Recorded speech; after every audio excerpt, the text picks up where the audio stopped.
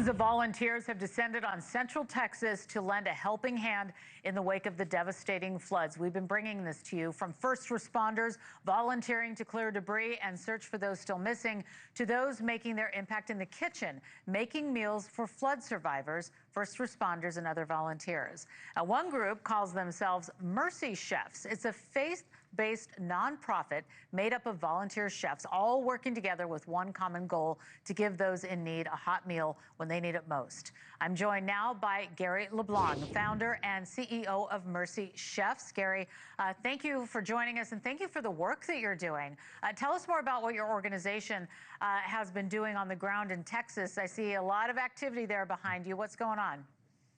Well, we're going to feed about 4,000 hot meals today to the folks that are out doing all the work. You know, you have to eat when you're out here, and we want to make sure that they eat well. Mercy Chefs is all about that high quality, handcrafted, chef prepared meal. We're proud to serve these men and women that are doing unspeakable work.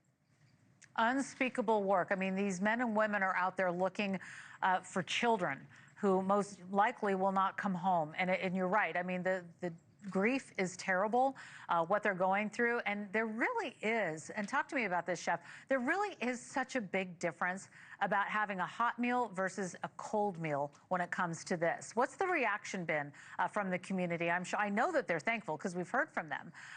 But talk to us about the outpouring of assistance that's coming in and the difference between serving a hot meal versus a cold meal.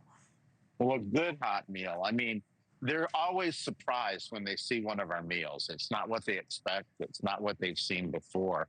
We just want to make sure that we love on them as much as we can. You know, amazing things when you sit down and you share a meal with someone.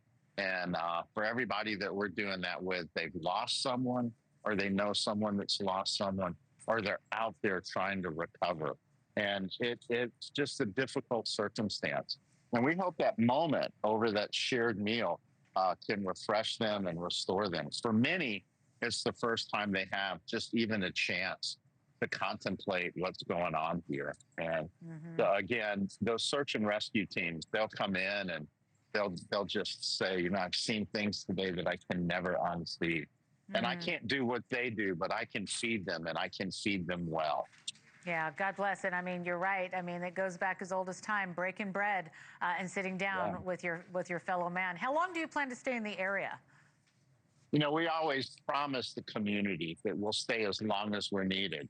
In Western North Carolina, that's through today. Mercy Chefs has served every day since Hurricane Helene last year. And we'll do that here in Kerr County. We will stay with the people here as long as we're needed. Well, God bless you and your team. How can people help? Because people have been asking us, you know, we've had a QR code up throughout much of our programming to show people how to help. How can people help you help them? Well, the first thing I want to say is just continue to pray for the people here in Texas, people that have lost someone, the people that are still looking for someone. And then folks that want to help support the work can go to mercychefs.com. You know, we get our groceries and tractor trailer trucks, and to have people stand behind us doing that, really, really important. So mercychefs.com. A gift today is a meal tomorrow. It's amazing, Gary. Thank you so much. Gary Leblanc, founder and CEO of Mercy Chefs. Thank you so much for your time, and good luck to you. Thank you for watching. Subscribe below and download our NewsNation app right now on your phone, and you will get fact-based, unbiased news for all Americans.